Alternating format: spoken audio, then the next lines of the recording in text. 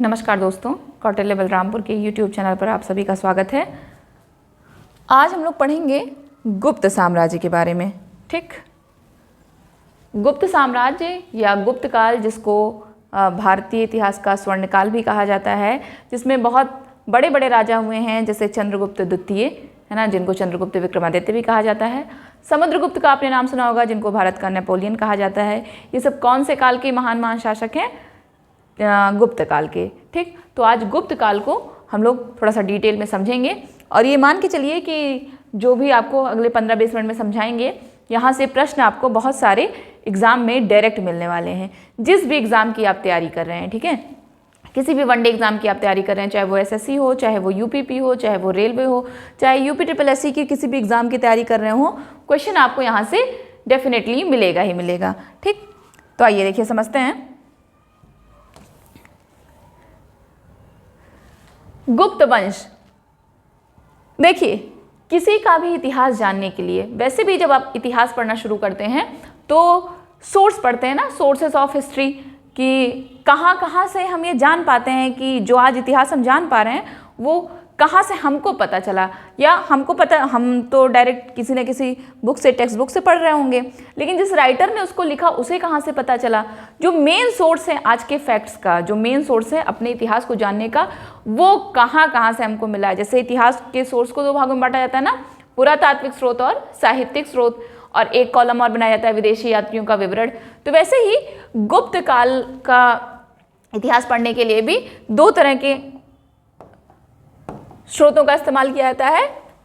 एक तो साहित्यिक साक्ष्य, लिखा हुआ है ना, क्लियर दिख रहा है, और अभिलेख, विदेशी यात्रियों का विवरण। जैसे आपको तीन बताया ना, एक साहित्यिक साक्ष्य, पुरातात्विक साक्ष्य, पुरातात्विक स्रोत जाने मतलब जिसमें अभिलेख वगैरह आते हैं, है ना, और विदेशी यात्रियों का विवरण।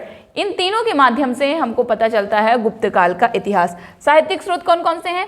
वायु पुराण, मत्स्य पुराण और कालिदास की रचनाएं। ठीक है, कालिदास की रचनाएं जैसे अभिज्ञान शाकुंतलम, रघुवंशम, मेघदूतम, ये सब कालिदास की रचनाएं हैं। और मुद्रा राक्षसी किसकी रचना है? विशाखा दत्त की रचना है। तो ये साहित्यिक स्रोत है जिनके माध्यम से हमको गुप्त काल के बारे में पता चलता है। और बौद्ध ग्रंथ आर्य मंजूश्री, मूलकल्प और वसुबंध चरित, ये वो बौद्ध ग्रंथ हैं जिनके माध्यम से हमको गुप्त काल की जानकारी प्राप्त होती है। विदेशी विवरण कौन कौन है? फाहियान।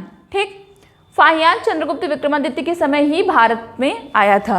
वेनसांग, वेनसांग हर्षवर्धन के शासनकाल में भारत आया था। अलबरूनी, इन विदेशी यात्रियों ने भी, ये सब चीनी यात्री हैं, मतलब सारे नहीं, अलबरूनी चीनी यात्री नहीं, वेनसांग और फाहियान, इन यात्रियों ने जो अपना यात्रा वृत्तांत लिखा है, यात्रा विवरण लिखा है, उससे भी हमको गुप्त काल की बहुत सारी जानकारी मिलती है। ठीक, माना जाता है कि गुप्त वंश का संस्थापक कौन है?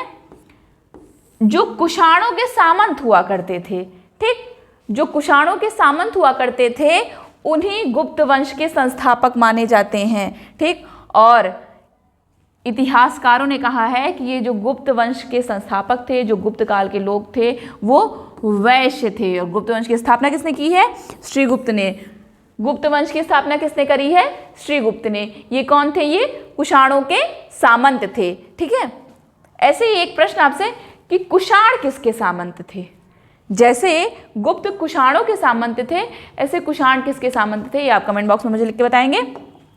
आगे बढ़ते हैं।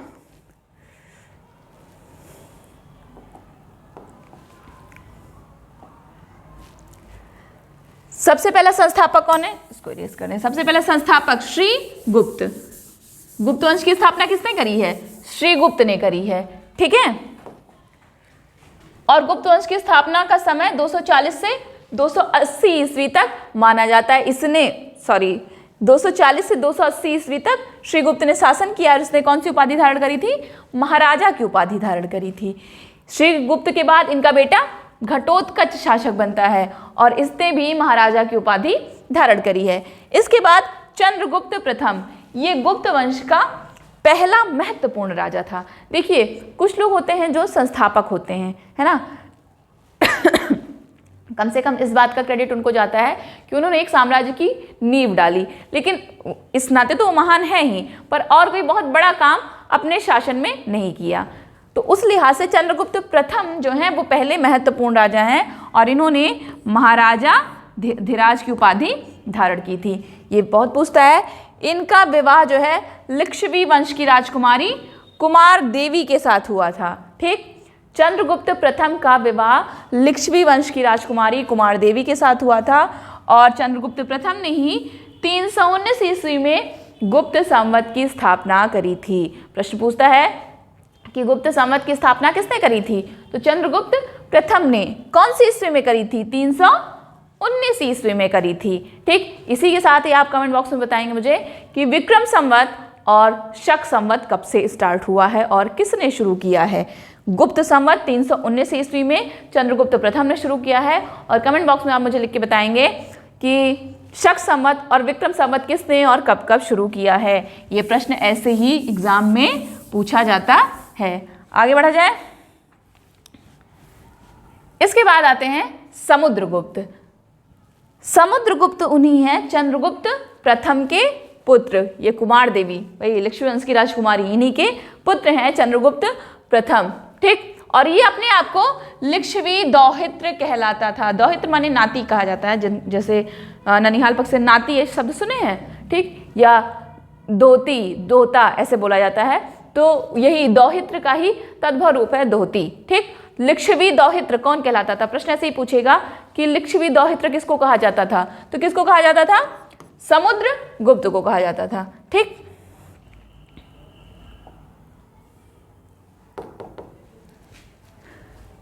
समुद्रगुप्त की नीतियां आक्रामक थी और विस्तारवादी थी। कोई भी राजा होगा, ठीक है, ये बात समझिए, हर राजा की नीतियां विस्तारवादी और आक्रामक ही होती हैं। जो भी महान राजा होगा इतिहास में, आप ये समझिए कि अगर वो विस्तारवादी नीति नहीं अपनाएगा तो उसके साम्राज्य का विस्तार कैसे होगा। ठीक, अगर कोई राजा ये सोच ले कि नहीं हम युद्ध नहीं करेंगे, ठीक, जैसे एक राजा हुआ इतिहास में जिसने ये प्रतिज्ञा कर ली थी कि हम युद्ध नहीं करेंगे और मरते दम तक किया भी नहीं, लेकिन एक युद्ध के बाद ही उसे एहसास हुआ कि हम युद्ध नहीं करेंगे। ठीक, कलिंग युद्ध के बाद अशोक को एहसास हुआ कि युद्ध का कोई मतलब नहीं है। तो ऐसा तो है नहीं कि अशोक के बाद मौर्य वंश खत्म नहीं हुआ, अंतिम राजा मौर्य वंश का बृहद्रथ हुआ। तो राजा होने के नाते और फिर धीरे धीरे मौर्य साम्राज्य का विघटन भी होने लगा, है कि नहीं।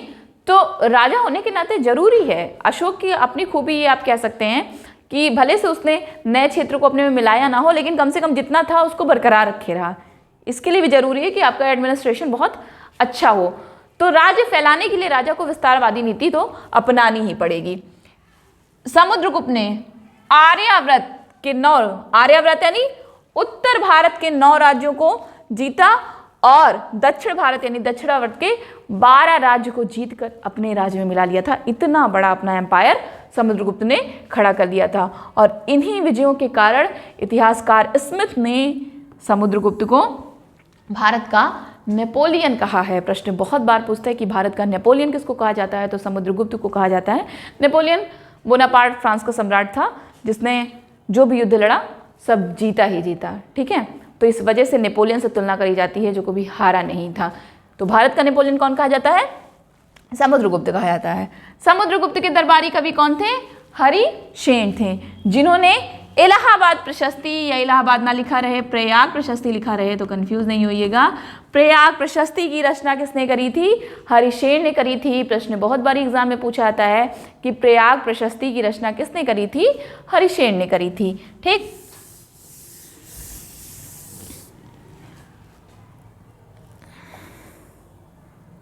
ये देखिए ये प्रश्न, समुद्रगुप्त माना जाता है कि संगीत प्रेमी भी बहुत थे। क्यों संगीत प्रेमी थे, ऐसा गेस क्यों मारा जाता है? क्योंकि कुछ ये देखिए दिख रहा है, सिक्के बरामद हुए हैं। ठीक है, कुछ सिक्के प्राप्त हुए हैं और इस सिक्के पे समुद्रगुप्त को वीणा बजाते हुए अंकित किया गया है, वीणा बजाते हुए पोर्ट्रे किया गया है। तो इससे अनुमान लगाया जाता है कि समुद्रगुप्त संगीत प्रेमी बहुत थे। ठीक, लिखा रहेगा प्रश्न, निम्नलिखित में से कौन सा शासक कुशल वीणा वादक था? ठीक, और 4 नाम दिए रहेंगे, एक नाम समुद्रगुप्त रहेगा। तो समुद्रगुप्त बहुत अच्छा वीणा बजाते थे और संगीत प्रेमी थे, ऐसा माना जाता है। और एक प्रश्न और जिसका आप कमेंट बॉक्स में उत्तर देंगे, मध्यकाल में वो कौन सा शासक था जो एक कुशल वीणा वादक था लेकिन संगीत प्रेमी था? ऐसा नहीं था वो। ठीक है, उत्तर दीजिए। समुद्रगुप्त के बाद अगला शासक कौन बनता है? रामगुप्त। ठीक, समुद्रगुप्त के बाद अगला शासक कौन बन रहा है? रामगुप्त बन रहा है, पर ये एक अयोग्य शासक थे। ठीक है, और चंद्रगुप्त प्रथम आपको याद रखना है, जिन्होंने लिच्छवी की राजकुमारी कुमार देवी से शादी की थी। उसके बाद उनका पुत्र, ठीक, समुद्रगुप्त, जिसको भारत का नेपोलियन कहा जाता है ना, और एक अच्छा वीणा वादक भी था। उसका दरबारी कवि हरिशेन था, जिसने प्रयाग प्रशस्ति की रचना करी थी। उसके बाद आते हैं एक और महान शासक गुप्त वंश के, चंद्रगुप्त द्वितीय। ठीक, चंद्रगुप्त द्वितीय ये भी एक महान शासक हैं, और इन्होंने मालवा व गुजरात के शक शासकों को पराजित किया था, और इसी की विजय के उपलक्ष्य में इन्होंने विक्रमादित्य की उपाधि धारण की थी। शक शासकों को पराजित करने के उपलक्ष्य में चंद्रगुप्त द्वितीय ने विक्रमादित्य की उपाधि धारण करी थी। ठीक, क्योंकि ये प्रश्न पूछता ही ऐसे है कि निम्नलिखित में से किन कारणों की वजह से चंद्रगुप्त द्वितीय ने विक्रमादित्य की उपाधि धारण की थी? तो उसमें से एक विकल्प लिखा रहेगा कि शकों को पराजित करने के उपलक्ष्य में। ठीक, अच्छा, विक्रमादित्य एक उपाधि है, इतिहास में करीबन 14-15 राजाओं ने ये उपाधि धारण करी है। ठीक, मध्यकाल में जब पानीपत का दूसरा युद्ध होता है 1556 में, तो अकबर और हेमू विक्रमादित्य के बीच ही होता है। उसने भी विक्रमादित्य की उपाधि धारण की थी। विक्रमादित्य किसी एक राजा का नाम नहीं है, इसलिए कंफ्यूज नहीं होइएगा। कई राजा आपको मिलेंगे जो विक्रमादित्य की उपाधि धारण किए हैं। तो वैसे ही चंद्रगुप्त, विक्रमादित्य माने जीत लेना, ठीक, विजय पा लेना, उसी को विक्रमादित्य बोलते हैं। तो इन्होंने, चंद्रगुप्त द्वितीय जो गुप्त वंश के शासक हैं, इन्होंने शक को हराने के पश्चात विक्रमादित्य की उपाधि धारण की, और ये गुप्त साम्राज्य के पहले शासक थे जिन्होंने चांदी के सिक्के चलाए। ठीक, ये पहले ऐसे शासक थे जिन्होंने चांदी के सिक्के चलाए। और चंद्रगुप्त द्वितीय का मेहरौली लौह स्तंभ से ज्ञात होता है कि इन्होंने बंगाल पर भी विजय प्राप्त करी थी।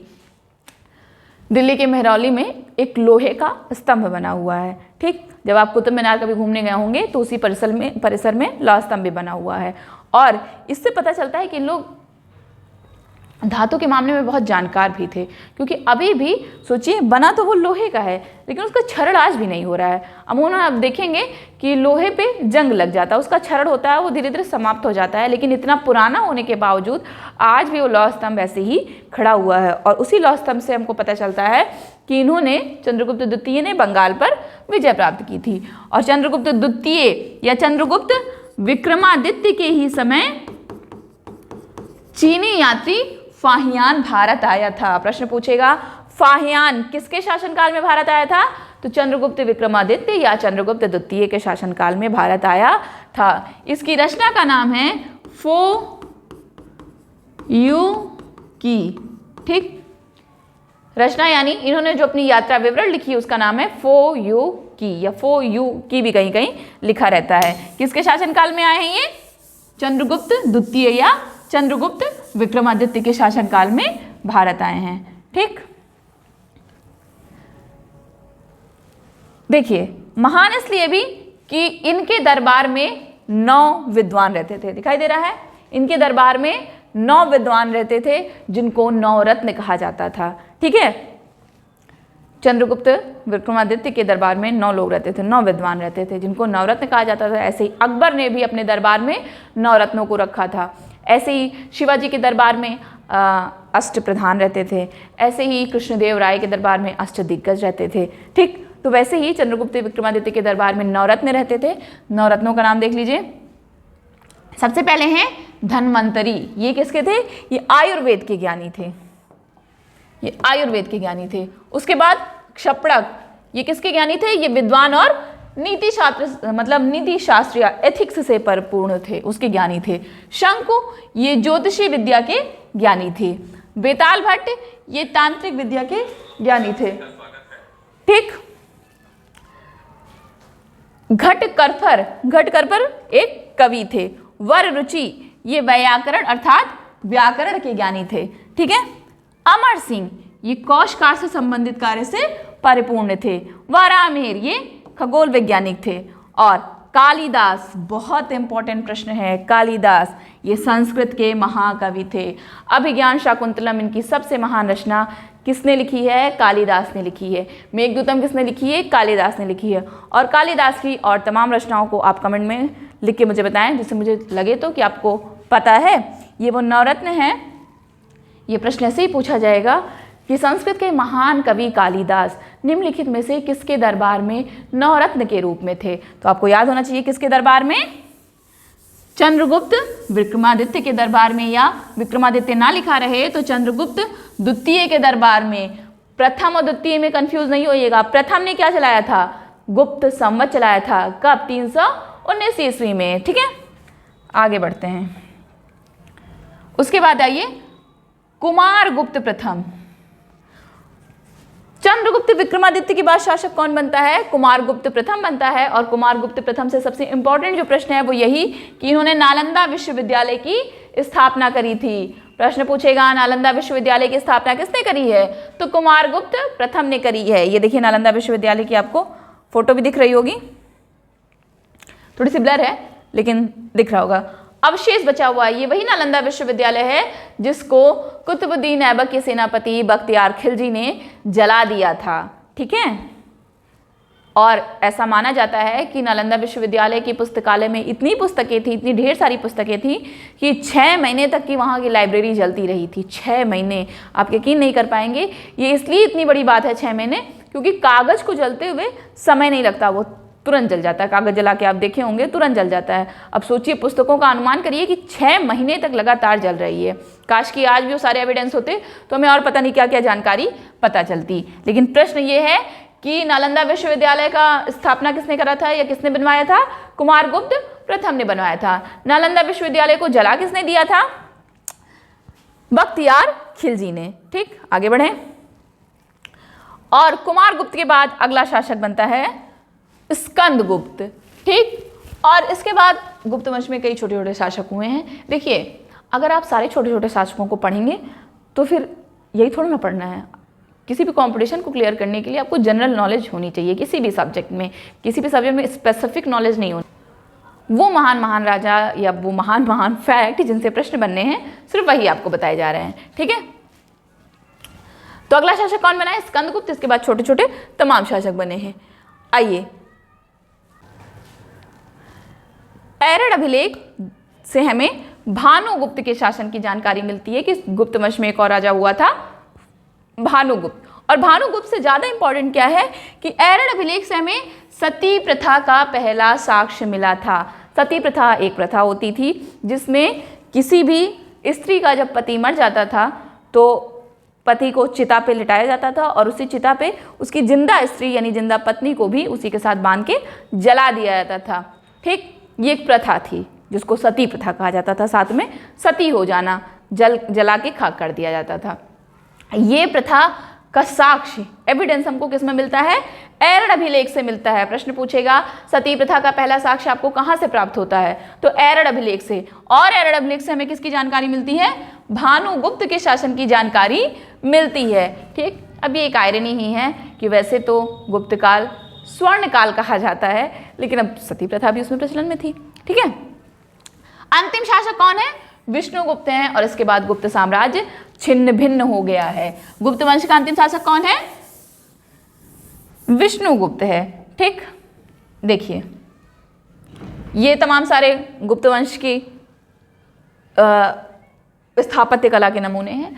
स्वर्णकाल इसलिए कहा जाता है क्योंकि इसमें स्थापत्य कला का अच्छा विकास हुआ। साहित्य का, कालिदास जैसे महान कवि इसी काल में हुए, साहित्य का बहुत अच्छा खासा विकास हुआ, इसलिए स्वर्णकाल इसको कहा जाता है। ठीक, आइए रचनाएं, और देखिए ये गुप्त काल की रचनाएं हैं और सबके सब प्रश्न लिखे हुए हैं। आइए जल्दी से देख लेते हैं। कालिदास की रचनाएं: अभिज्ञान शाकुंतलम, विक्रमो वशीरियम, मालविकाग्नि मित्रम, रघुवंश, कुमार संभव, मेघदूतम, ऋतुसंहार, ये सब किसकी रचनाएं हैं? कालिदास की रचनाएं। रट लीजिए एक बार फिर से। अभिज्ञान शाकुंतलम, विक्रमोर्वशीर्यम, मालविकाग्निमित्रम, रघुवंश, कुमार संभव, मेघदूतम और ऋतुसंहार, ये सब कालिदास की रचनाएं हैं। कौन से काल में रची गई हैं? गुप्त काल में रची गई हैं। इसके बाद विशाखा दत्त की रचना है मुद्रा राक्षस और देवी चंद्रगुप्तम बहुत पूछता है, बहुत इंपॉर्टेंट है। मुद्रा राक्षस किसकी रचना है? विशाखा दत्त की रचना है। इसके बाद देखिए, मृच्छकटिकम किसने लिखा? शूद्रक ने लिखा। अमरकोश किसने लिखा? अमर सिंह ने लिखा। नाट्यशास्त्र किसने लिखा? भरत मुनि ने लिखा। कामसूत्र किसने लिखा? वात्स्यायन ने लिखा। पंचतंत्र किसने लिखा? विष्णु शर्मा ने लिखा। नीतिसार किसने लिखा? कामंदक ने लिखा। ये सारी रचनाएं लिखी हुई हैं जो एग्जाम में बहुत बारी पूछी जाती हैं। चाहे तो इस पेज का आप स्क्रीनशॉट लेके रख सकते हैं। तमाम बार ये सारे प्रश्न पूछे गए हैं। ठीक है, आगे बढ़ें। अब देखिए, गुप्त काल के प्रमुख मंदिर। देवगढ़ का दशावतार मंदिर कहाँ पे है? उत्तर प्रदेश ललितपुर में। तिगवा का विष्णु मंदिर कहाँ पे है? मध्य प्रदेश जबलपुर में। दिख रहा है साफ साफ। एरड़ का विष्णु मंदिर कहाँ पे है? मध्य प्रदेश के सागर में है। उसके बाद ये देखिए, भूमरा का शिव मंदिर कहाँ पे है? मध्य प्रदेश सतना में है। और मंदिर आइए देखते हैं। नचना कुठार का पार्वती मंदिर कहाँ पे है? मध्य प्रदेश पन्ना में है। ठीक, और ये देखिए, भीतरी गांव का कृष्ण मंदिर कहाँ पे है? उत्तर प्रदेश के कानपुर में। ये सारे स्थापत्य कला के बेहतरीन नमूने हैं। इस वजह से, इन्हीं सब कारणों से स्वर्णकाल कहा जाता है। और क्यों स्वर्णकाल कहा जाएगा? क्योंकि विकास उसमें बहुत ज्यादा हुआ है। ठीक है। नागौद का शिव मंदिर कहाँ पे है? मध्य प्रदेश सतना में। इसकी फोटो नहीं मिल सकी। आइए, समाज और अर्थव्यवस्था गुप्त काल में कैसी थी? ठीक, गुप्तकालीन समाज भी वैसे ही बटा था जैसे वैदिक काल में बटा था।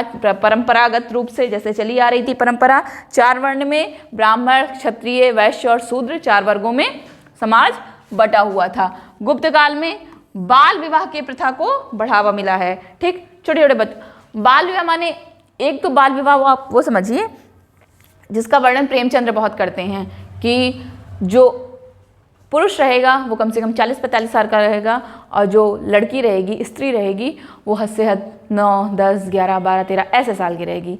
तो इसको बेमेल विवाह भी कहा जाता है ना। तो उस बच्ची के दृष्टिकोण से तो वो बाल विवाह हुआ, लेकिन पुरुष के दृष्टिकोण से वो बाल विवाह नहीं हुआ। एक बाल विवाह जो राजस्थान वगैरह में, उसके गाँव में आज भी लोग कहते हैं कि प्रचलित है, बंद नहीं हो पाई है। छोटे छोटे दोनों ही बच्चे, छोटे, इतने छोटे कि वो डलिया समझते हैं, डलिया में लिटा के उनके माँ बाप फेरा करा देते हैं उनका। इस तरह से बाल विवाह होता था ना। बच्चा अभी आ करके रो ही रहा है, वो बोल भी नहीं पा रहा, बकैया भी नहीं चल पा रहा, तब बाल विवाह हो जाता था। वो बहुत खतरनाक वाला बाल विवाह होता था। तो ये गुप्त काल में ही इस तरह की प्रथा को बढ़ावा मिला। और भानुगुप्त के एरड़ अभिलेख से किसका पता चलता है? सती प्रथा का प्रमाण पता चलता है। ठीक, याद रखेंगे कि सती प्रथा का पहला प्रमाण कहाँ से प्राप्त होता है? भानुगुप्त के एरड़ अभिलेख से प्राप्त होता है। यह अलग बात है, लेकिन आप थोड़ा सा आपको याद दिलाएं, सिंधु घाटी सभ्यता में भी 2 कंकाल मिले हैं। ठीक है, स्त्री और पुरुष का कंकाल साथ साथ मिला है, जिससे गेस मारा जाता है कि शायद से सती प्रथा जैसा कुछ प्रचलित था। ठीक, अब इसलिए सती प्रथा उसको पूरी तरह से नहीं कह सकते हैं, क्योंकि सती प्रथा में तो जला दिया जाता था, तो हड्डी भी नहीं बचती। लेकिन अब कंकाल साथ में मिला है स्त्री और पुरुष का, तो ऐसा गैस मारा जाता है। खैर, कमेंट बॉक्स में आप मुझे लिख के बताएंगे कि सती प्रथा को कब खत्म किया, किसने खत्म किया। ठीक है, ये आपको लिख के बताना है। अर्थव्यवस्था कैसी थी गुप्तकालीन की? वही जैसे आज है। अर्थव्यवस्था का मुख्य आधार क्या था? कृषि था। आज भी क्या है? कृषि ही है। ठीक, भू राजस्व ही राज्य का जो मेन सोर्स था इनकम का, वो भू राजस्व ही था। और भू राजस्व कुल आय का 1/6, 1/6वां हिस्सा होता था। आज भी भारत की अर्थव्यवस्था कृषि प्रधान ही है। ज्यादातर हम लोग खेती पे ही डिपेंड करते हैं। ठीक, इसीलिए टेंशन रहती है किसानों को। उस समय भी ऐसा ही था। और देखिए, कर कौन कौन से लगते थे? टैक्स एक ऐसी चीज है, किसी भी सिस्टम में आप पढ़ेंगे, किसी भी सिस्टम को आप पढ़ेंगे तो टैक्स लगना ही लगना है। बगैर कर के सरकार, उसके पास इनकम ही नहीं आएगी, कैसे काम करेगी? तो उस समय कौन कौन से टैक्स लगते थे? विष्टि, ये एक बेगार या निःशुल्क श्रम कर था। प्रणय, ग्रामवासियों पर लगाया गया अनिवार्य कर था, आपको देना ही देना है, मैंडेटरी था। बलि, गुप्त काल में एक धार्मिक कर था, प्रश्न बहुत पूछता है बलि। ठीक है। चारासन, चारागाहों पर शुल्क था। ठीक, चाटन, ये लुटेरे द्वारा उत्पीड़न से मुक्ति का कर था, जिसको चाटन बोलते थे। भट्ट या भट्ट, पुलिस को टैक्स देना पड़ता था, पुलिस कर था। वाद भूत, ये वायु और पानी के देवताओं की पूजा करने के लिए कुछ अमाउंट कलेक्ट किया जाता था, वो वाला कर था। दशा पराज, ये 10 प्रकार के अपराधों पर किए गए जुर्माने थे। और हल दंड, ये हल पर लगाया जाने वाला कर था। ठीक है, थोड़े बहुत और इंपॉर्टेंट फैक्ट देख लेते हैं। गुप्त काल को भारतीय संस्कृति का स्वर्ण युग माना जाता है, आपको पहले ही बता दिया। और गुप्त काल में ही सती प्रथा और बाल विवाह का प्रथम उल्लेख भी मिलता है, ये भी आपको बता दिया। इसमें शासन की सबसे बड़ी इकाई देश होती थी, जो कि आज भी है, और देश का सर्वोच्च राजा होता था। अब तो हमारे यहाँ मोनार्की है नहीं कि राजा सर्वोच्च होगा, अब अलग अलग सिस्टम बटा हुआ है। ठीक है, लेकिन सर्वोच्च पहले कौन होता था? राजा। और शासन की सबसे छोटी इकाई होती थी जो गांव होती थी, या ग्राम, जो ग्रामीण के अधीन होती थी। ठीक, गुप्त काल में स्वर्ण मुद्रा को क्या कहा जाता था? दिनार कहा जाता था। ठीक है, ये आपका मोटा मोटा गुप्त काल का पूरा डिस्कशन था, जिसमें से लगभग क्वेश्चन आपको मिल सकते हैं। गुप्त काल से जितने क्वेश्चन बनते हैं या बन सकते हैं, उन्हीं तरह के फैक्ट्स का कलेक्शन आपके सामने प्रस्तुत किया गया है। अगर आपको वीडियो पसंद आई तो प्लीज़ लाइक कर दें, और अगर आप हमारे चैनल पर नए हैं तो चैनल को सब्सक्राइब करें, इस वीडियो को शेयर करें। और अगर आपको लग रहा है कि कहीं कुछ कमी है तो प्लीज़ फीडबैक्स आपके इनवाइटेड हैं। आपके ही एडवाइस की वजह से, आपके ही सजेशन की वजह से सुधार होगा, इम्प्रूवमेंट होगा। तो कमेंट बॉक्स में कोई ना कोई सजेशन ज़रूर लिखें, ज़रूर सजेस्ट करें कि हमें और अपनी इम्प्रूवमेंट करने के लिए क्या क्या करना चाहिए, और आप किस तरह की वीडियो और पसंद करते हैं, किस टॉपिक पे और डिस्कशन चाहते हैं, तो उसी तरह की वीडियो और प्रेजेंट किए जाएंगे। इतनी देर तक धैर्य से सुनने के लिए धन्यवाद। Thank you so much.